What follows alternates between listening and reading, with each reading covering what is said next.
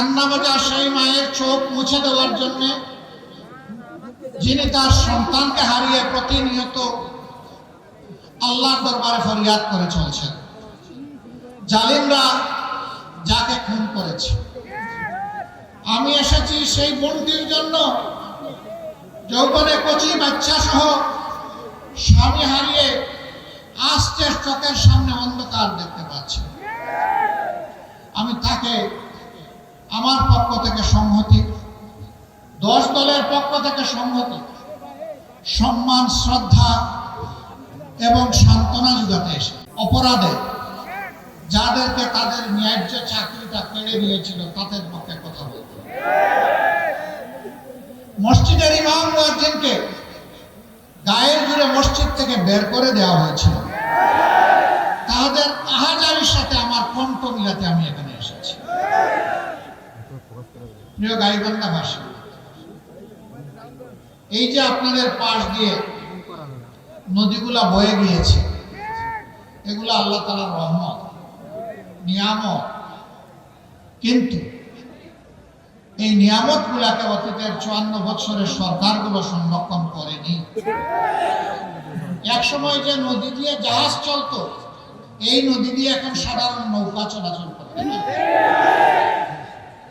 গতকাল ঢাকা থেকে যখন আসছিলাম, নিচের দিকে চেয়ে চেয়ে দেখলাম, আর আস্তে আস্তে চোখের কোনায় পানি জমে গেল। নদীর পানি উঠে গিয়ে নদীগুলো এখন মরুভূমি, কঙ্কাল হয়ে পড়ে আছে। এই নদীগুলো আল্লাহর দান। 4টা বড় বড় নদী আল্লাহ তাআলা নর্থ বেঙ্গলের মানুষের জন্য নিয়ামত হিসাবে দান করেছিলেন। তিস্তা, ধরলা, করতোয়া এবং ব্রহ্মপুত্র, সবগুলো নদীর একই অবস্থা। নদীর অবস্থা হলো শরীরের রক্তনালীর মতো। রক্তনালী দিয়ে যদি রক্ত সঞ্চালন হয়, যে কোনো প্রাণী বা মানুষ বেঁচে থাকবে। কিন্তু যদি রক্তনালী বন্ধ হয়ে যায়, তাহলে শরীরের ওই অংশ মারা যাবে। আর ব্রেইনের যদি রক্তনালী বন্ধ হয়ে যায়, মানুষটাই মারা যাবে। আজকে কার্যত অতীতের সরকারগুলোর উপেক্ষা, উদাসীনতা, অবহেলা গোটা নর্থ বেঙ্গলকে মৃত্যুর দিকে ঠেলে দিয়েছে।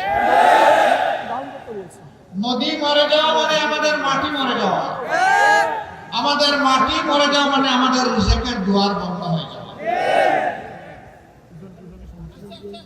মহান আল্লাহর পর ভরসা করে আপনাদেরকে আমরা কথা দিচ্ছি, উত্তরবঙ্গের মানুষের নয়, শুধু বাংলাদেশের আপামর জনতার ভালোবাসা, দোয়া, সমর্থন এবং ভোট নিয়ে আমরা যদি সরকার গঠন করতে পারি, তাহলে নর্থ বেঙ্গলে প্রথমে আমাদের দৃষ্টি পড়বে মরা নদীগুলাদের।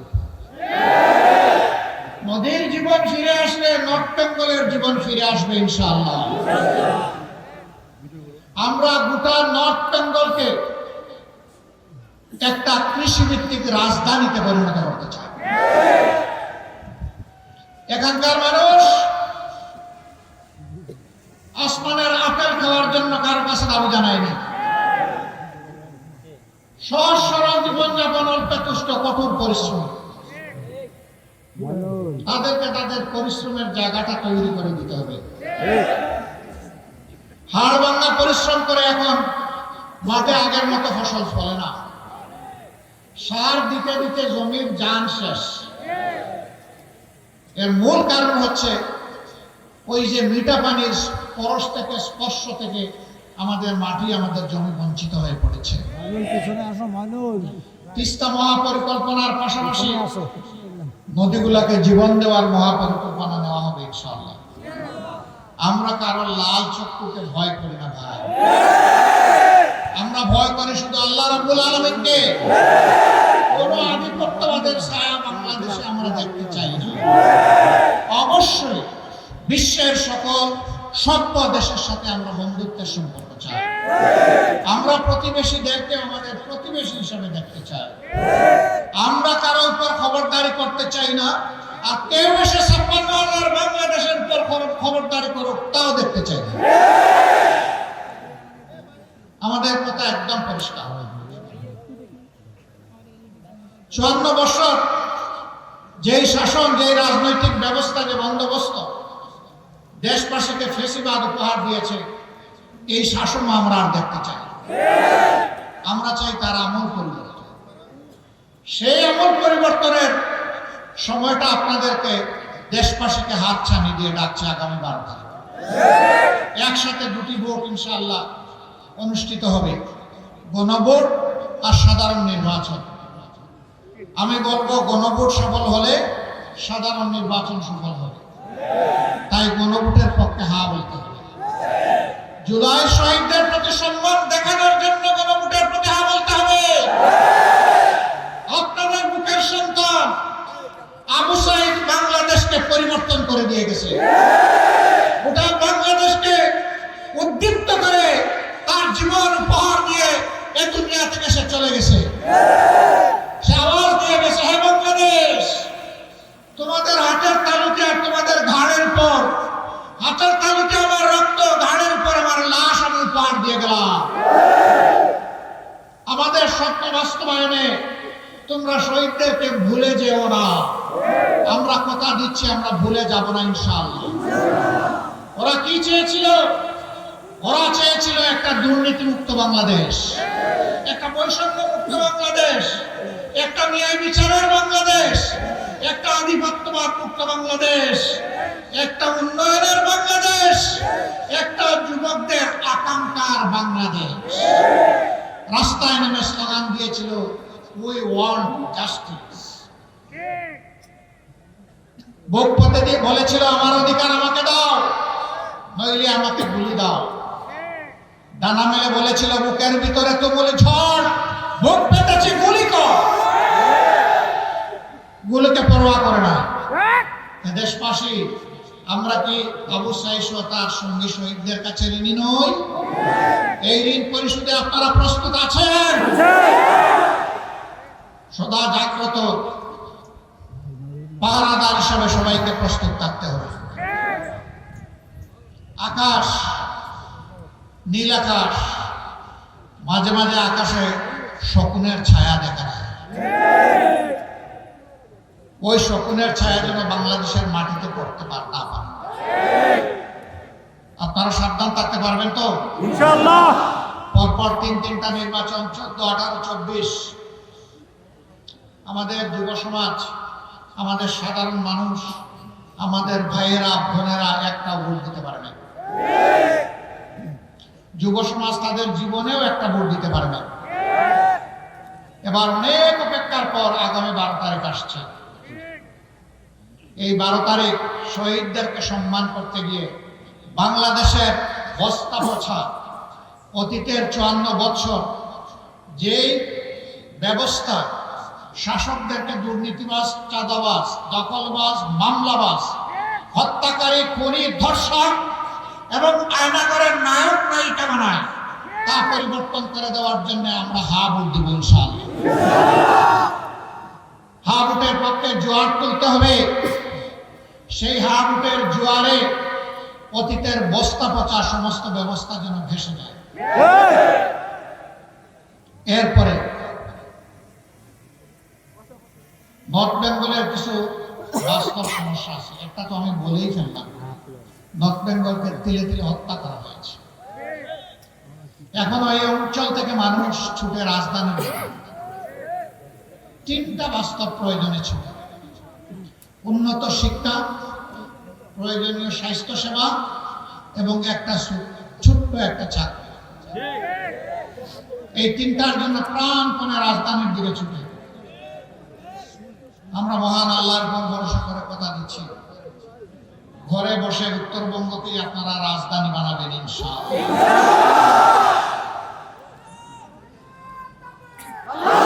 আমরা যুবকদের হাতে আমরা বেকার ভাতা দেব না। বেকার ভাতা বেকার তৈরির কারখানায় পরিণত হবে। আমাদের যুবকরা বেকার ভাতা চায় না। আমাদের যুবক যারা আছে তারা তাদের হাতে তাদের ন্যায্য কাজ আছে। আমরা ইনশাআল্লাহ প্রত্যেকটা যুবক যুবতীর হাত আমরা বাংলাদেশের দেশ গড়ার কারিগরের হাতে পরিণত করে।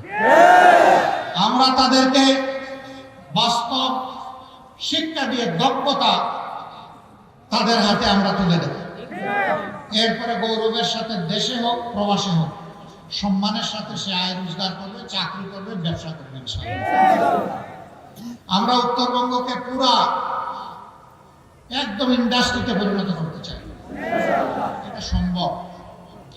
এখানে বাংলাদেশের শস্যের 3 ভাগের 1 ভাগ সারা বাংলাদেশকে উত্তরবঙ্গ ধান চাল সরবরাহ করে, গম সরবরাহ করে, ভুট্টা সরবরাহ করে, আম জাম সরবরাহ করে, লিচু সরবরাহ করে, পেয়ারা কুল সরবরাহ করে। এক কথায় বলতে গেলে বাংলাদেশের এটি হচ্ছে খাদ্যের একটি ভান্ডার। কিন্তু আফসোস কৃষক তো উৎপাদিত মূল্যের সঠিক মূল্য পায় না। পণ্যের মূল্য কেন পায় না জানেন? 2টা কারণে পায় না। একটা হচ্ছে মধ্যস্বত্বভোগীরা এসে এখানে কামড় দেয়, আর একটা হচ্ছে গাঁটে গাঁটে চাঁদাবাজরা অস্থির করে দেয়। এই 2 কারণে কৃষক পায় না পণ্যের মূল্য, ক্রেতা পায় না ন্যায্য মূল্যে তার পণ্য। আমরা সেই চাঁদাবাজদেরকে নির্মূল করবো ইনশাআল্লাহ। ভয় পেও না চাঁদাবাজ, তোমরাও এই সমাজের মানুষ। আমরা ইনশাআল্লাহ তোমাদের হাতেও সম্মানের কাজ করে দেব। তোমরাও সম্মানের সাথে বসবাস করবা। সেদিন আর মুখ লুকিয়ে তোমাদেরকে চলতে হবে না সমাজে। তোমাদের মা বাপকে কেউ চাঁদাবাজের মা বাপ আর বলবে না, তোমার স্ত্রীকে কেউ চাঁদাবাজের স্ত্রী বলে ফুটা দেবে না। আর মাঝে মাঝে মানুষের জালে বন্দী হয়ে তোমাদেরকে বিপদে পড়তে হবে না। তোমরাও সম্মানের সাথে বসবাস করবা ইনশাআল্লাহ। এইভাবে প্রত্যেকটা হাত আমরা প্রত্যেকটা হাতে কাজ করে দিয়ে সম্মানের হাত বানাতে চাই। আপনাদের কোনো আপত্তি আছে? এই অবস্থা যদি তৈরি হয় রাজধানীর দিকে প্রাণপণে ছুটতে হবে না ইনশাআল্লাহ। স্বাস্থ্য সেবার জন্য ছুটেন। আমাদের অঙ্গীকার হচ্ছে এখন 33টা জেলায় মেডিকেল কলেজ আছে, 64টা জেলার মধ্যে 31টা বাকি আছে। আমরা পর্যায়ক্রমে ইনশাআল্লাহ সব জায়গায় মেডিকেল কলেজ গড়ে তুলব এবং সব জায়গায় সরকারি বেসরকারি বা যৌথ উদ্যোগের বিশেষায়িত হাসপাতাল ক্রমান্বয়ে গড়ে তোলা হচ্ছে। এই সুবিধা যদি আপনি গাইবান্ধায় বসে পান, আপনি ঢাকায় যাবেন কেন? আপনার সময় এবং অর্থের অপচয় করবেন কেন? সেখানে গিয়ে অসহায়ের মতো আপনাকে ঘুরতে হবে কেন? এখানে তো বাড়িতে বসেই আপনি সেই সেবাটা দিতে পারবেন। শিক্ষার ক্ষেত্রে এখন বলবেন ডাক্তাররা এসে এখানে থাকবে কিনা? থাকবে। যখন সে দেখবে মানসম্মত শিক্ষা প্রতিষ্ঠান এখানে পরিচালিত হচ্ছে, গড়ে উঠেছে, তার সন্তানের শিক্ষা দীক্ষায় কোনো সমস্যা হবে না, তখন সেও সানন্দে এখানে থাকবে। 2টি কারণে। একটি হলো জীবন এখানে সহজ, পণ্যের দাম এখানে কম এবং সে তাজা সবকিছু পাবে। সবচেয়ে বড় কথা হলো শহরের একটা কবিতা আছে, ইট পাথরের বাড়ি হেতা ইট পাথরের ঘর, কেহ নয় কারো হেতা সবাই সে কাজ করেছে। এ হচ্ছে জড় সভ্যতার কবিতা। আর গ্রামে যখন আসবে তখন দেখবে যে মানুষ বড়ই প্রাণপ্রিয়, মানুষ সম্মান করে, ভালোবাসে, মর্যাদা দেয়, যেটা শহরে পাওয়া যায় না। মানুষের ভালোবাসার জালে তারা বন্দী হয়ে এখানেই থাকবে ইনশাআল্লাহ। আমরা এই 3টা জিনিস যদি নিশ্চিত করতে পারি, উন্নত শিক্ষা, মানসম্মত স্বাস্থ্য সেবা এবং সকলের হাতে হাতে কাজ, তাহলে আলহামদুলিল্লাহ নগর আর সাগরের ব্যবধান দূর হয়ে যাবে, কোনো ব্যবধান থাকবে না। আমরা আর মরুভূমির বাংলাদেশ দেখতে চাই না। আমরা উর্বর বাংলাদেশ গড়ে তুলব। উর্বর হবে আমাদের জনশক্তি, উর্বর হবে আমাদের মাটি। আমরা এই দেশকে ভালোবাসি, আমরা মানুষকে ভালোবাসি। চরম বিপদে আপনারা সাক্ষী, আমাদের নেতৃবৃন্দ জেলে গিয়েছেন, ফাঁসির কাজটি ঝুলেছেন হাসতে হাসতে। দফায় দফায় আমরা আপনারা জেলে গিয়েছি। প্রিয় বাংলাদেশ ছেড়ে আমরা যাই। আমরা ছিলাম জীবনের, সম্পদের, ইজ্জতের ঝুঁকি নিয়ে বাংলাদেশের সাথে ছিলাম। কেন ছিলাম? কারণ এই মাটিটাকে বড় ভালোবাসি। হে মাটি তোমাকে ফেলে যাব না। তবে আল্লাহর যদি কোনো ইচ্ছা থাকে সেটা ভিন্ন, আল্লাহ যদি কোনো দায়িত্ব পালনের উদ্দেশ্যে কোথাও নিয়ে যান সেটা ভিন্ন, কিন্তু শুধুমাত্র জালিমার ভয়ে দেশ ছেড়ে পালাবো ইনশাআল্লাহ তা করব। মহান আল্লাহর সাহায্যে ছিলাম, মহান আল্লাহর মেহেরবানিতে আছি, সুখে দুঃখে গলাগলি করে আপনাদের সাথেই থাকবো ইনশাআল্লাহ। আমরা যদি সময়ের কুকিল হই তাহলে সময় যখন আসবে তখন এসে আপনাদেরকে গান শোনাবো কুহু কুহু। সময় যখন চলে যাবে ডানা মেলে তখন আমরা উড়ে যাব। আর যদি আমরা আপনাদের একজন হই, কোথায় যাব? আপনজন ফেলে যাব না, ইনশাআল্লাহ এখানেই থাকবো। জীবনে মরণে সুখে দুঃখে মহান আল্লাহর উপর ভরসা করে আমরা একসাথে পথ চলবো ইনশাআল্লাহ। আমরা শিশুদের জন্য তাদের মেধা বিকাশের একটি বাংলাদেশ করতে চাই। তরুণ তরুণী যুবক যুবতীদের জন্য আগামীর স্বপ্ন বাস্তবায়নের হাত হিসাবে তাদেরকে গড়ে তুলতে চাই। আমাদের মায়েদের জন্য ঘরে চলাচলে এবং কর্মস্থলে শতভাগ সম্মান এবং নিরাপত্তা নিশ্চিত করতে চাই। আমাদের জীবনের চাইতে আমাদের মায়ের সম্মান আমাদের কাছে অনেক দাম। ইনশাআল্লাহ আমাদের সকল মেধা যোগ্যতা দিয়ে মায়েদের সম্মানকে আমরা নিশ্চিত করবো ইনশাআল্লাহ। তারা দেশ গড়ার কাজে সমানতালে যোগ্যতা এবং প্রয়োজন মোতাবেক তারাও আমাদের সাথে অবদান রাখে। তারা আমাদের কৃষি ক্ষেত্রে কাজ করেন না, তারা বাড়ির আশেপাশে বাগান লাগান না, তারা স্কুলের শিক্ষকতা করেন না, তারা সেনাবাহিনীতে চাকরি করছেন না। রাসূল করিম সাল্লাল্লাহু আলাইহি সাল্লাম তার জমানায় আমাদের মাদেরকে নিয়ে যেতেন যুদ্ধের ময়দানে যোদ্ধা হিসাবে। যুদ্ধের চাইতে কঠিন কোনো কাজ আছে? যদি যুদ্ধে মাদেরকে আল্লাহ রাসূল শামিল করে থাকেন তাহলে রাষ্ট্রের সকল কাজে তারা শরীর থাকবেন ইনশাআল্লাহ। এখন যে দুইটি জিনিসের অভাব, সেই অভাব পূরণ হবে ইনশাআল্লাহ। একটা কর্মক্ষেত্রে সম্মান নাই, আর একটা কর্মক্ষেত্রে নিরাপত্তা নাই। আমরা তাদেরকে কথা দিচ্ছি আপনাদেরকে মায়ের সম্মান দিব এবং জান প্রাণ দিয়ে আপনাদের নিরাপত্তা নিশ্চিত করবো ইনশাআল্লাহ। সব কিছুর উপর অগ্রাধিকার পাবে মায়েদের দিক। সেই বাংলাদেশটা আমরা করতে চাচ্ছি। আপনারা কি একটু আমাদের সাথে থাকবেন ইনশাআল্লাহ? যদি আপনারা থাকেন তাহলে ইনশাআল্লাহ আল্লাহর উপর ভরসা করে আমরা এগিয়ে যাব। উত্তরবঙ্গে একাধিক কৃষি বিশ্ববিদ্যালয় আমাদের প্রয়োজন, কারণ এটা কৃষির উর্বর ক্ষেত্র। সেরকম কোনো বিশ্ববিদ্যালয় নাই।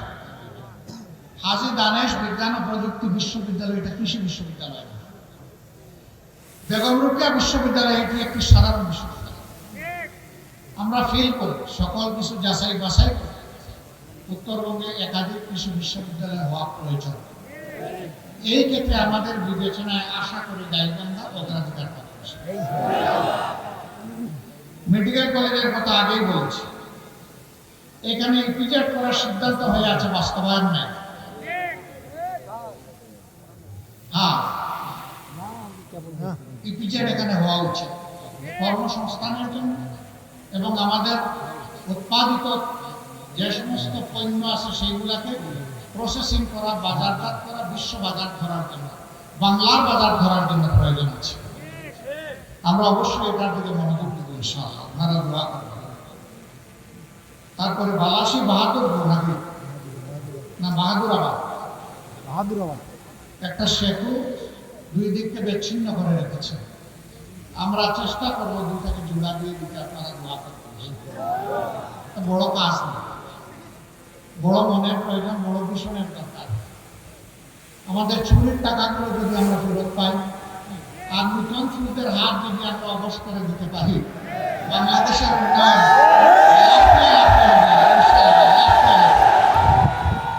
আপনারা দোয়া করবেন।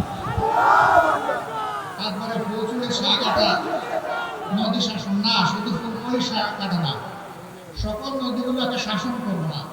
মানুষ বলে নদী শাসন, শাসন করলে তো ওরা ভয় পাবে নদীগুলো। কান্নাকাটি করবে, দুঃখ পাবে না। নদীকে আপন করে তুলে দিব, আমাদের সন্তান বানাবো প্রত্যেকটা নদীকে ইনশাআল্লাহ। নদীগুলোকে, সন্তানকে যেভাবে মানুষ লালন পালন করে, আমরা নদীগুলোকে তুলে নিয়ে সেইভাবে লালন পালন করবো ইনশাআল্লাহ। নদীমাতৃক বাংলাদেশ। আমরা এক সময় নদীর কূলে আমরা গিয়ে বসে যাব, না এখন আমাদের নৌকাটা নিয়ে তুমি চলো, আমাদের জাহাজ নিয়ে চলো, আমাদের লঞ্চ নিয়ে চলো, যা বন্ধ হয়ে আছে। আপনারা দোয়া করবেন। চলার পথে অনেক বাধা আছে, ষড়যন্ত্র আছে। সেই বাধা ষড়যন্ত্র আল্লাহ তাআলা যেন অতিক্রম করতে আমাদেরকে সাহায্য করে। আমি পরিশেষে ন্যায় এবং ইনসাফের প্রতীক দাঁড়িপাল্লা 10 দলের পক্ষ থেকে 5টি আসনে এখানে 5 জনকে মনোনয়ন দেওয়া হয়েছে। সবাইকে আপনারা চিনেন। তারপরে আমার নৈতিক দায়িত্ব আপনাদের কাছে আমাদের ভাইদেরকে আমানত হিসেবে উপহার দিয়ে যাওয়া।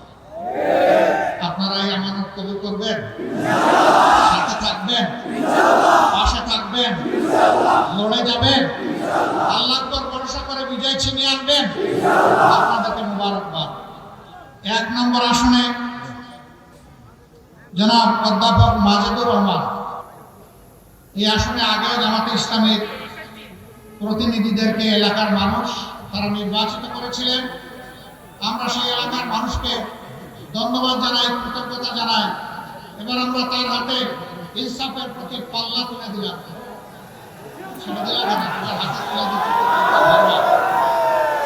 আপনারা ইনসাফের প্রতীকের সাথে থাকবেন ইনশাআল্লাহ।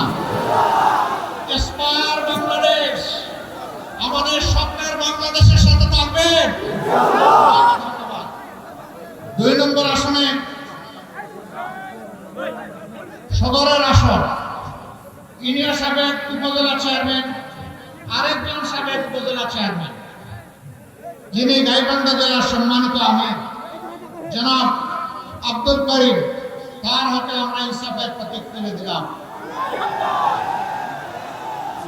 এই মানুষগুলাকে দেখতে মায়া লাগে, আসলেই লাগে। হ্যাঁ, যারা দেশ এবং জাতির জন্য পেরেশান হয়ে কাজ করে, মানুষের অন্তরে আল্লাহ তাআলা তাদের প্রতি ভালোবাসা দেন। আমরা দোয়া করি এই গাইবান্ধা জেলার প্রত্যেকটি ঘরে ঘরে সেই ভালোবাসার মানুষ যেন আমাদেরকে দান করে। সবাইকে ধন্যবাদ। 3 নম্বর আসনে অধ্যক্ষ মৌলানা নজরুল ইসলাম সাহেব। ডান দিকে আসেন ভাই, বামে দিব না, ডানে আসেন। আমরা ডান করতে ভাই, ডানে আসেন। আমরা কোনপন্থী? আমরা কোনপন্থী? ডানপন্থীরাই আল্লাহর মায়ার মানুষ। আল্লাহ তাআলা 2টা পন্থা দান করেছেন, একটা ডানপন্থা, একটা বামপন্থা। আমরা ইনশাআল্লাহ ডানপন্থী। আমরা তুলে দিলাম ইনশাআল্লাহ। তিনি সাবেক উপজেলা চেয়ারম্যান, একজন নির্যাতিত মানুষ, যাকে আজীবনের জন্য অন্যায়ভাবে শাস্তি দেওয়া হয়েছিল। ও মওলা, তুমি যারে রাখো তারে মারে কে, আর তুমি যারে ধরো তারে ছাড়ে কে? আপনারা আছেন এই ভাইটির সাথে? তারপরে গাইবান্ধা জেলার সাবেক আরেক আমির, বিশিষ্ট চিকিৎসক, সমাজসেবক, যিনি গরিবের বন্ধু বলে পরিচিত, আমাদের ভাই জনাব ডাক্তার আব্দুর রহিম সরকার। তিনি সরকারের নামের দিক থেকে আছেন, আগামীতে তিনি ইনশাআল্লাহ সত্যিকারের সরকারের অংশ হবেন ইনশাআল্লাহ। আপনারা তার জন্য মুখ করে দোয়া করবেন, তার বিজয়ের জন্য ইনশাআল্লাহ আপনারা লড়ে যাবেন সমান তালে। সর্বশেষ গাইবান্ধা 5 আসনে সাগাটা ফুলছড়ি। এই আসনে আমরা গাইবান্ধাবাসীকে একজন বীর মুক্তিযোদ্ধা আমাদের পক্ষ থেকে উপহার দিচ্ছি, জনাব আব্দুল ওয়ারিস। তার হাতেও আমরা ইনসাফের প্রতীক দাঁড়িপাল্লা তুলে দিলাম। ওনারা যুদ্ধ করেছেন 71 সালে, একটি ন্যায় ইনসাফ সামনে, একটি অগ্রগতি উন্নয়নের, একটি নিরাপদ বাংলাদেশ দেখার জন্য। তাদের সেই আকাঙ্ক্ষা পূরণ হয় না। আপনাদের কাছে আমরা লজ্জিত। এবার যেন সেই আকাঙ্ক্ষা পূরণ হয়, আল্লাহ তুমি আমাদেরকে সাহায্য করো। আপনাদের সকলকে মোবারকবাদ। আচ্ছা, সবাই একটু পাল্লা সহ হাত তুলেন। পাল্লা হাতে নেন আর হাতটা তুলেন। 5 জনকে আপনারা একসাথে দেখে নেন। মহান রবের দরবারে সাহায্য চাই। হে আল্লাহ, এই জেলাটাকে তুমি ন্যায় ইনসাফের জন্য কবুল করো, তোমার দিনের জন্য কবুল করো, মানবতার জন্য কবুল করো। সকল ধর্ম বর্ণের মানুষের উপর আমরা যাতে ইনসাফ করতে পারি আমাদেরকে সাহায্য করো। সকল ধর্ম বর্ণের মানুষকে নিয়ে সুন্দরভাবে একটা সুন্দর দেশ, অহিংস একটা বাংলাদেশ যাতে আমরা গঠন করতে পারি, একটা ঐক্যবদ্ধ বাংলাদেশ গঠন করতে পারি। আল্লাহ তাআলা তুমি আমাদেরকে সাহায্য করো। আপনাদেরকে ধন্যবাদ। মূল্যবান সময় কুরবানি ত্যাগ করে এখানে এসেছেন, কথা শুনেছেন, আমাদেরকে আপনারা দোয়া করে দেবেন। আমরা আপনাদের অন্তরে ভালোবাসার একটা বিছানা চাই। কোনো কথা আপনাদেরকে বলি নাই, অসম্ভব কোনো ওয়াদা আপনাদেরকে দেই নাই। যা বলেছি ইনশাআল্লাহ আল্লাহ তৌফিক দিলে তারপরে ভরসা করে তা বাস্তবায়ন হবে ইনশাআল্লাহ। এবং সেই বাস্তবায়ন করা অর্থাৎ ওয়াদার ওয়াজিব পূরণ করা হবে আমাদের দায়িত্ব। আমাদের জন্য দোয়া করবেন। আল্লাহ হাফেজ। বাংলাদেশ জিন্দাবাদ। 10 দলীয় নির্বাচনী ঐক্য জিন্দাবাদ। বাংলাদেশ জামাতে ইসলামী জিন্দাবাদ। দাড়িপাল্লার বিজয় হোক। আসসালামু আলাইকুম ওয়া রাহমাতুল্লাহি ওয়া বারাকাতুহু।